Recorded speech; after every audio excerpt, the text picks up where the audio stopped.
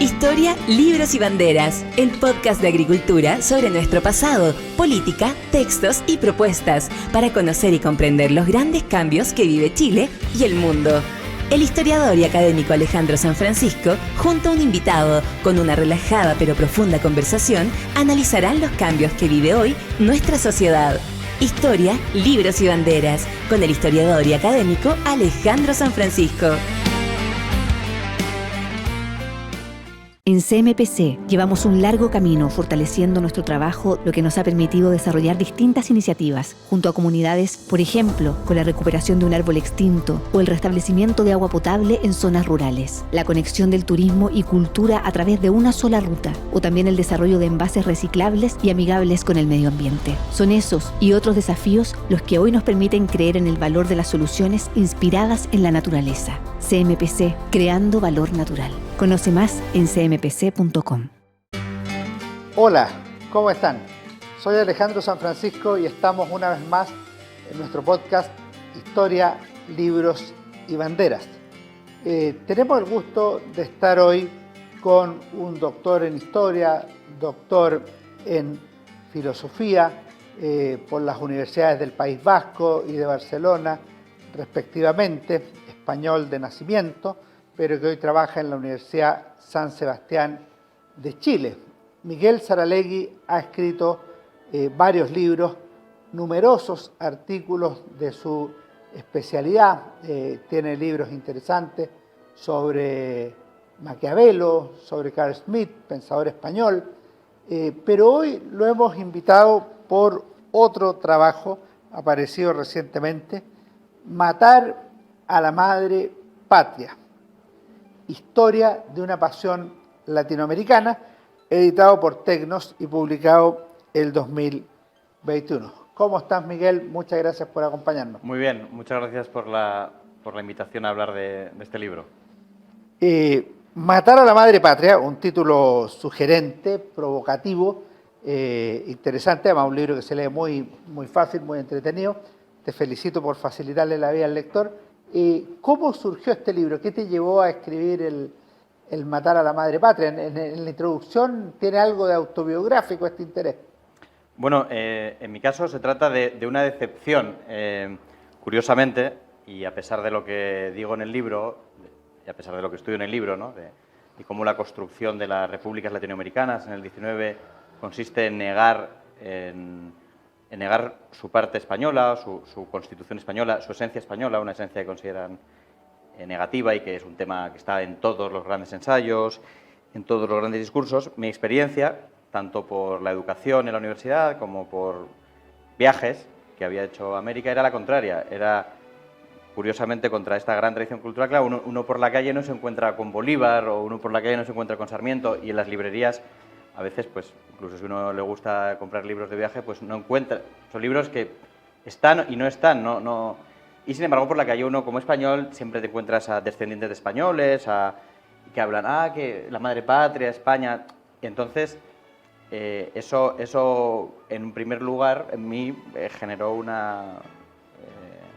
pues esa idea un poco superficial, que es una idea, no es superficial, una idea cómoda, que es la idea del hispanismo, ¿no? La idea de que la cultura española o la cultura hispánica se extiende de modo sustancialmente idéntico en las dos orillas del Atlántico. Y bueno, frente a esa idea inicial, también inculcada y reforzada, aparte por las experiencias por una universidad y por un colegio donde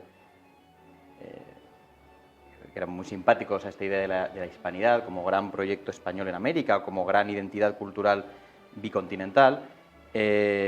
Claro, yo poco a poco, después de vivir, sobre todo después de vivir un primer año en Colombia, en 2012-2013, y pues fui dándome cuenta de que vitalmente que eso era... Pues, no era tan así. Que se podría decir algo que yo he escrito en otro artículo que se llama el espejismo de la identidad, y después de eso yo vivo... después de vivir un año, ese espejismo de la identidad era un espejismo, ¿no? No era una identidad, y por interés en la historia de la teoría política mostré como un poco la falsedad o la inverosimilitud o de esta identidad cultural a través de lo más obvio, ¿no? Que hubiera sido quizás lo que debería haber sido mi conocimiento primero, que es, en vez de haber estudiado en un colegio, en una universidad, o en un ambiente de viajes, de conocer a americanos que decían, oh, España, qué grandioso, oh, somos lo mismo, a lo que hubiera sido lo obvio, ¿no? Que es estudiar y conocer cómo estas repúblicas durante todo el siglo XIX, por lo menos en sus grandes reconstrucciones intelectuales, quieren ser una cosa y de alguna manera solamente pueden y saben ser una cosa, que es no ser España. Y eso, son repúblicas que no quieren ser España. En eso de la república que no quiere ser España, tú sintetiza o define algunos conceptos que hay que matar, que estas asesinas, repúblicas, nuevas élites, quieren matar la política previa, la economía previa, la raza y la religión. ¿Por qué elige esos conceptos y no otros? ¿Por qué crees tú que eso es lo que hay que matar a juicio de las repúblicas hispanoamericanas? Bueno, ahora en un momento en que de mucha renovación en la historiografía, la frase que voy a decir es la frase de suyo condenable, pero es lo que daban las fuentes. O sea, las fuentes repetitivamente, hasta un punto que el libro dejó de ser interesante leer fuentes para que cada capítulo no se convirtiera en una enumeración. Las fuentes repetían, y entonces repetían qué es lo que molesta de España. Lo que molesta de España es una estructura monárquica, una estructura antiliberal, sea la política, una estructura de poco emprendimiento, de poco dinamismo, que se identifica con el monopolio estatal. Por ende, también antiliberal. No, al contrario, muy liberal. O sea, hay que matar a España por ser poco liberal. Eso. Sí. Un elemento racial, que es España nos ha legado una población mestiza muy compleja de manejar, incluso los que son mestizófilos. O sea, la idea de que una sociedad con ideales europeos y republicanos era más complicada de trabajar, de desarrollar, que para una sociedad mestiza que para una sociedad blanca, eso es algo que está en muchos autores, incluso los que son más mestizófilos, que pueden decir que bueno que los españoles, que bueno que haya población mestiza, pero esto es más difícil de conseguir. Eso está en el mismo Vasconcelos y la raza cósmica.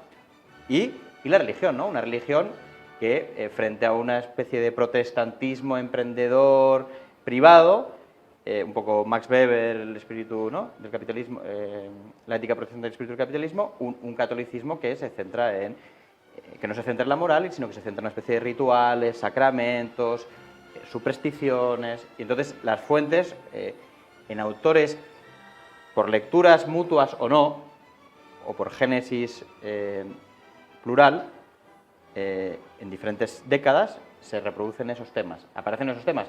Claro, lo interesante luego es que no aparecen otros que hoy sí asociamos al discurso antiespañol. Por ejemplo, es secundario, eso en un artículo que es secundario, es relativamente secundario para lo que hoy sería el gran discurso antiespañol que sigue perdurando, que sería el de la conquista. El discurso de la conquista o el discurso de la violencia al indígena es mucho más secundario que el discurso de hemos recibido un imperio incapaz de desarrollar alguna virtud cívica como el que han recibido los ingleses e incapaz de haber desarrollado virtudes, digamos, de esfuerzo económico, como de nuevo han legado los ingleses a los norteamericanos. Eso aparece repetidamente. Es una decisión que luego, si me pasó, por ejemplo, leyendo ahora un libro, un clásico, Juan de la Rosa, un clásico de la novela boliviana, equivalente un poco a Martín Rivas, o un clásico de la novela boliviana, de Nathaniel Aguirre. Bueno, vuelven a aparecer los 4 tópicos, de manera muy sencilla para incluirlos en lo que sería este repertorio. Ese es el motivo. Ahora, ¿no ves tú que en las rupturas profundas, por ejemplo en las independencias, como sería la de América en el siglo XIX, o en las revoluciones, como sería la francesa o la bolchevique en 1917, no existe eso de matar al padre? O sea, la Revolución Francesa también quiere matar a la monarquía, quiere matar a la religión, quiere matar al Estado feudal. Algo parecido hace en otra línea la Revolución Bolchevique. O sea, en la idea de los cambios revolucionarios está esto de matar al padre. ¿Lo has apreciado así en otros casos? Sí, sin duda. Lo que pasa es que quizás aquí hay que introducir, más que compararlo con la Revolución Soviética o con la Revolución Francesa, lo que habría que compararlo es con la imagen historiográfica que tanto por la lectura más de izquierdas o más comunista o por a veces la más conservadora, la más pro-española, ya del siglo XX o de fines del XIX, que comienza a fines del XIX, sobre todo en el siglo XX, que es la idea de la revolución gatopardesca. La revolución gatopardesca, ¿no? Como podemos recordar por la novela, Gatopardesca, es que todo cambie para que nada cambie. Lampedusa. Esa idea de la revolución gatopardesca la podemos encontrar hoy en día en Chile en Óscar Contardo, está en el ambiente intelectual, periodístico, es una idea erudita, pero que aquí las revoluciones fueron cosas que hicieron unas élites para no cambiar nada y seguir siendo élites, ¿no? Esa es una idea de amplio espectro ideológico, curiosamente, donde, si queréis, las lecturas más conservadoras, las lecturas más progresistas o más comunistas o más pueden estar de acuerdo, o es la idea de la revolución católica, que todo cambie para que nada cambie, ¿no? Y yo lo que intento mostrar es que por lo menos en un ambiente que es el ambiente de las ideas, que es el ambiente que luego, cómo esas ideas se permean en la realidad, ese es un trabajo que yo no he hecho, tampoco me interesa mucho hacer, ¿no? Que lo haga quien pueda. El otro día, corrigiendo un trabajo, pues un alumno, el código de minería en Chile que se aplica hasta 1873 es el código Carlos III. Alberdi se queja en las bases de que las leyes comerciales son las leyes comerciales hechas por la Casa de Contratación de Bilbao hasta 1850. Y las 7 partidas siguen vigentes. Entonces, claro, eso luego es otro tema. Aquí en el plano de las ideas, esto es una revolución radical, una revolución que, exacto, es un referente interesante, se puede comparar con la Revolución Soviética y en parte con la Revolución Francesa. Ojo que la Revolución Francesa luego viene la Restauración, con lo que esto es una Revolución Soviética en el sentido que es una Revolución Soviética porque permea, perdura y no tiene una no hay restauración. No tiene contrarrevolución, salvo los momentos de patria vieja, de patria boba, ¿no? Entonces, claro, sí, bien, pero eso desde el plano de las ideas acerca a la revolución de independencia o a la construcción de las naciones latinoamericanas, las acerca a las grandes revoluciones, sin que eso sea algo positivo, ¿no? Las grandes revoluciones pueden ser grandes caos, pero y no esta visión un poco de que el proyecto ya desde el principio, y que en el plano intelectual, que es el mío, que en el plano intelectual el proyecto ya era de que no cambiara nada. No, aquí precisamente lo que se quería es que cambiara todo, en el plano intelectual, por los que lo escriben. Luego lo que pasa en la realidad, luego ya eso es otra cosa que puede ser verdad lo gatopardesco, ¿no? Historias fácticas. Pero eso es otro tema. Y en el plano político, ¿cuáles son las claves principales de lo que hay que quebrar o de matar de la madre patria? Porque si tú te fijas, en América hubo más expectativas que realidades sobre los bicentenarios, o sea, a la larga la independencia marca un punto de partida, se habla de la hora de nuestra regeneración, o sea, efectivamente el quiebre con España es un aspecto dominante. Lo otro, tú nombras varias veces ejemplos de distintos autores que hablan de los 3 siglos de dominación, los 3 siglos malos de España. Basta decir los 3 siglos para que uno entienda que es algo malo. En Chile se decía de 3 siglos borramos la ofrenda. ¿Cuáles son las claves políticas de matar a la madre patria?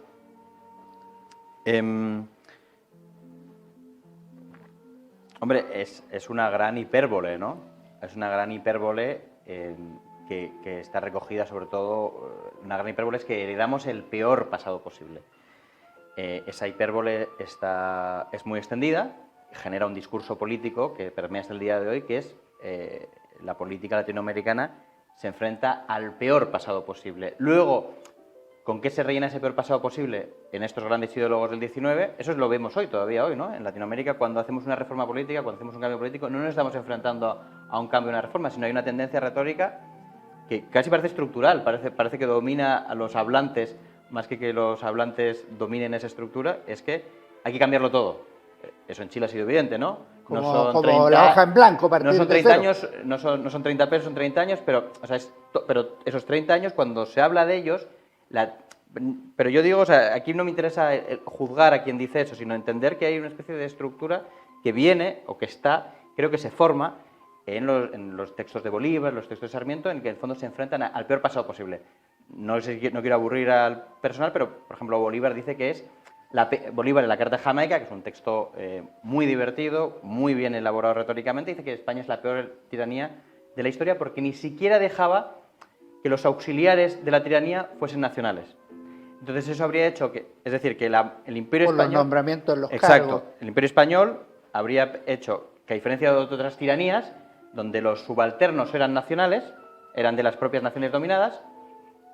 En ese caso los españoles ni siquiera habrían permitido que nacionales americanos usasen, ejecutasen la autoridad despótica de España, la autoridad despótica del imperio, y eso habría hecho que Latinoamérica al despertarse, o las naciones independientes al despertarse, estuviesen absolutamente carentes de cualquier élite política capaz de manejar esto, capaz de manejar las repúblicas independientes. Esa sería, por ejemplo, por lo general, no se habla de, por lo general, este peor pasado posible, se asocia al despotismo, se asocia a un poder concentrado en una única persona y se asocia a la absoluta falta de virtudes cívicas. Dice Bolívar, dice en la Carta de Jamaica, creo que es representativo, Bolívar dice que como mucho los americanos estaban instruidos para el consumo. Lo que es interesante como estructura para también toda esta especie de moda republicana, ¿no? Desde el principio Bolívar ve que hay un déficit de virtudes republicanas, de virtudes de vida política, ¿no? Pero creo que lo interesante es la idea de que están hablando con el peor pasado posible. O sea, no, el Imperio Español es curioso porque luego aparece a veces de modo también un poco criollo, de modo que podríamos llamar castizo también, ¿no? O de modo picaresco, un pasado colonial que parece más vago, más somnoliento. También hay metáforas de los 300 años de sueño. Curiosamente, esa especie de... También hay imágenes de la Inquisición un poco ridículas en Sarmiento, en los recuerdos de provincia. Luego, a lo que se enfrentan es al peor pasado posible. Y va a ser curioso porque en tipos como Alberdi, que ya han vivido, Sarmiento también, pero que ya han vivido una o dos generaciones de fracaso político, también el modo que en lo que se va a tratar la aplicación de la revolución va a ser el peor pasado posible. O sea, la idea del peor pasado posible era España, pero curiosamente el peor pasado posible va a extenderse hasta el momento en que cada liberal o cada reformista quiere reformar, ¿no? Y eso para mí es la gran estructura, más que ir a los detalles, que en general son despotismo... Y en el tema político se nota claramente el quiebre, pues el peor pasado posible es el de la monarquía y una posible solución en la república, independiente de que tengan estas caídas que tú mencionabas. Donde tengo más dudas en el tema de la religión, porque se produce una cosa que al menos es curiosa. La Revolución norteamericana se decreta libertad de culto. En la Revolución francesa hay persecución contra los católicos. En la Revolución hispanoamericana las repúblicas son católicas, o sea, se pasa de la monarquía católica a la república católica. ¿Cómo se estructuraría ese matar a la madre patria en clave religiosa? O sea, yo diría que de todos, de la religión, de los cuatro rituales homicidas que se tienen que perpetrar, ¿no? Contra la política, contra la economía, contra la raza y contra la religión es sin duda donde mayor quiebre hay entre el plano de las ideas y el plano de los hechos, creo. Curiosamente, a diferencia de lo que, por ejemplo, en Octavio Paz o el siglo XX hasta el día de hoy, se puede decir la idea de que el cristianismo enraizado o identificado con Bartolomé de las Casas modera, suaviza la agresividad de la conquista. En general, en muchos discursos liberales aparece, por ejemplo, Olmedo, el intelectual ecuatoriano, aparece la idea de que la cruz remata. La idea de la cruz o la idea de la Iglesia, de la evangelización como auxiliar, casi como auxiliar moral y en el imaginario como auxiliar intelectual, es muy de la conquista y del sometimiento, de la reducción a una estructura política de absoluto dominio y de absoluta falta de participación en cualquier sentido. Eso se identifica con el catolicismo de modo muy claro. O sea, no está tan extendida la idea de que el catolicismo o la evangelización suavizó. Eso es de después, eso lo hemos reconstruido después. Os ha hecho masivo como modo de interpretar. Creo que es posterior. Lo interesante es que a pesar de eso, a pesar de esa idea, un poco de que la espada mata y la cruz remata, a pesar de esa idea, luego a la hora de construir las repúblicas, de modo bastante claro, bastante unánime, se construyen repúblicas confesionales, ¿no? Lo que se puede justificar de muchas maneras y algunas convincentes. Por ejemplo, la idea de que no hay disidentes. Los disidentes pueden ser personas como Bolívar, ¿no? Una explicación fáctica. Claro, Bolívar, claro, pero lo más disidente que hay es un tipo como Bolívar, que puede ser, pues eso, un ateo foro interno, ¿no? Un ateo, si es que lo fuera, pero claro, foro externo era un tipo que le pasaban bajo palio, era amigo de los obispos, convence a los obispos de que él es más conservador que los liberales del trienio liberal en España en 1820-1823, que eso sirve para que Bolívar se acerque mucho a la Iglesia, se gane adeptos de la jerarquía eclesiástica.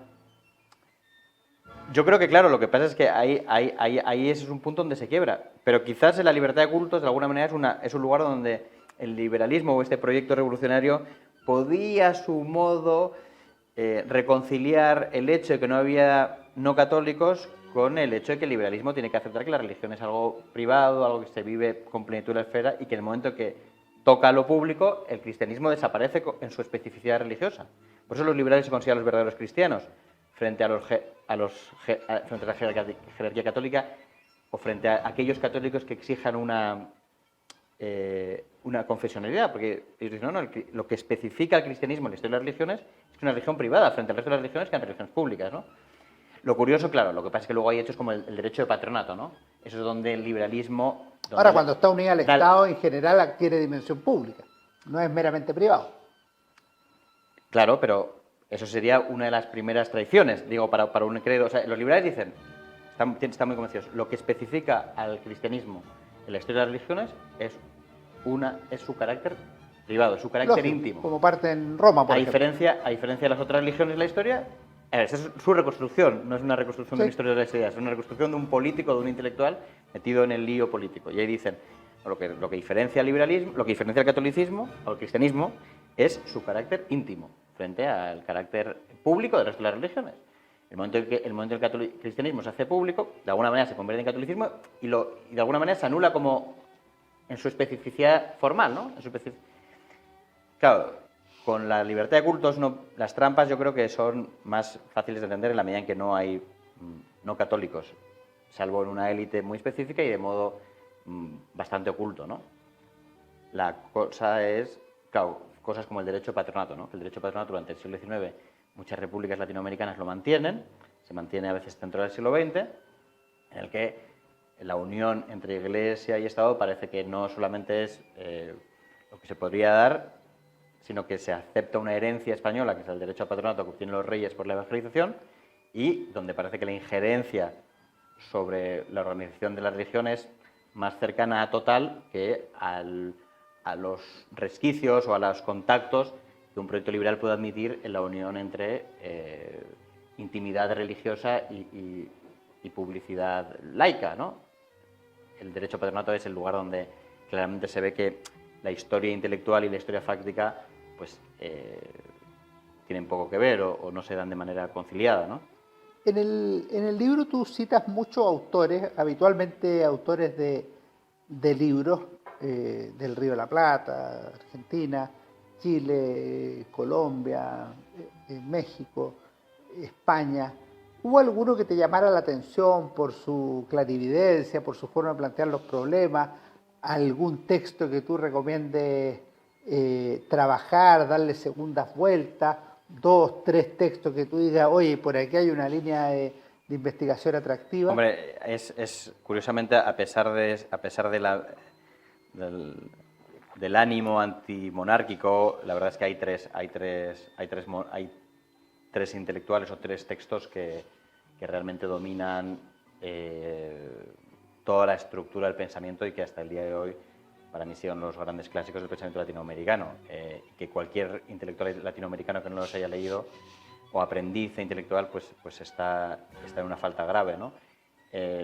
La Carta Jamaica de Bolívar, el Facundo de Sarmiento y las bases de Alberdi, ¿no? Esos 3 textos son 3 textos que el liberalismo en un sentido lato no tiene, por ejemplo, el liberalismo español. El liberalismo peninsular no tiene 3 textos de esta clara evidencia filosófico-histórica, en qué lugar se encuentra América, qué es lo que América más dificultades tiene para adquirir estas formas modernas y cómo resolverlo. en el liberalismo español no hay una clarividencia ni hay pensadores que sean capaces de unirlo en obras concretas y en obras reveladoras y en obras que sean obras tanto en la teoría política como en la literatura, como ocurre en El Príncipe Maquiavelo o como ocurre con el Leviatán de Hobbes, ¿no? En esas tres obras son obras imprescindibles y que sería de obligatoria lectura para cualquier licenciado en ciencias jurídicas, sociales, humanas en Latinoamérica y en Chile, ¿no?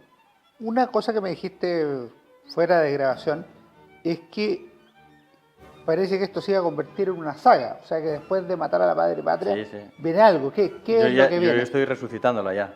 A ver, ¿cómo es?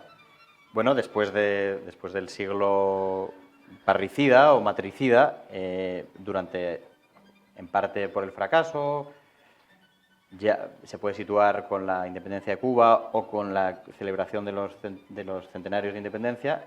Hay muchos movimientos de muy diferente tipo.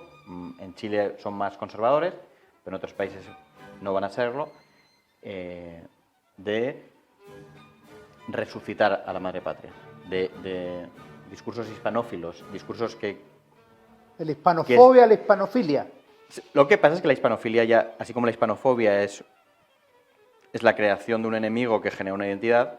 Esa es el populismo que a veces nos metemos con el populismo, bueno, es lo que hacen las repúblicas latinoamericanas, generar un enemigo total para identificarme yo. Eso es lo que hacen con España, ¿no? Sin embargo, con la hispanofilia ya no es un enemigo total, o sea, ya es uno de los muchos, o sea, no es un amigo total tampoco, es uno de los muchos discursos que va a haber en el siglo XX latinoamericano de modelos, de a quién debemos parecernos, cómo explicar nuestro fracaso. Es algo mucho más parcial. Vamos a tener de figuras, ya no va a ser Bolívar o Lastarria o figuras mucho más grandes como Sarmiento y los hispanófilos del siglo XX, aunque va a haber algunos muy importantes. Políticos también van a ser figuras más secundarias, más propiamente intelectuales o académicas. En Chile, pues las figuras serían, ¿no?, Jaime Izaguirre, Osvaldo Lira, figuras que no son... Jaime Guzmán en política. Claro, pero en magnitud no son comparables. Bueno, Jaime Guzmán sería un caso especial, pero no son comparables a Bolívar o a Sarmiento, ¿no? Tipos que fueran presidentes, escritores... Te quiero hacer una última pregunta que le hacemos a todos nuestros invitados en Historia, Libros y Banderas, que le recomiende a nuestros auditores un libro para leer. Puede ser de la madre patria, puede ser un libro de filosofía, puede ser de historia, puede ser una obra de literatura. O sea, es algo que tú consideres valioso, que la gente pueda leer, que te haya llamado la atención, que te haya gustado. Bueno, yo recomendaría dos que me han impresionado, muy diferentes. Uno se llama Las Malas, de Camila Sosa, y otro más parecido a este, que se llama Ñamérica, de tema más Ñamérica, un libro de Martín Caparrós, sobre también un libro... ¿Peruano? Extenso, no, argentino, es un argentino, pero instalado en España no sé hace cuánto, escribe en El País, que es una... ¿Qué es la América que habla en español? Por eso lo de América. ¿En qué está? ¿Qué es la América que habla en español? Y es un libro que mezcla la crónica, porque son 6 o 7 capítulos de crónicas de las grandes ciudades latinoamericanas. Lamentablemente no pudo venir a Chile porque justo iba a venir con la pandemia. Y 6 o 7 capítulos también más teóricos, por decirlo así, más sintéticos sobre aspectos que definen a Latinoamérica. Y la verdad es que es un libro extenso, pero realmente escrito en una prosa... brillante, que cuando uno lo lee dice que lo poco que uno puede comparado con eso. Bueno, Miguel, te agradezco especialmente por habernos acompañado en Historia, Libros y Banderas. Te deseo el mejor de los éxitos con resucitar a la madre patria y en tus investigaciones acá en Chile y en Europa también que te vaya muy bien. Muchas gracias por habernos acompañado en esta ocasión. Gracias a vosotros, gracias a ti, Alejandro. Nos vemos entonces en nuestro próximo capítulo de Historias, Libros y Banderas. Que estén muy bien. Fue Historia, Libros y Banderas con Alejandro San Francisco.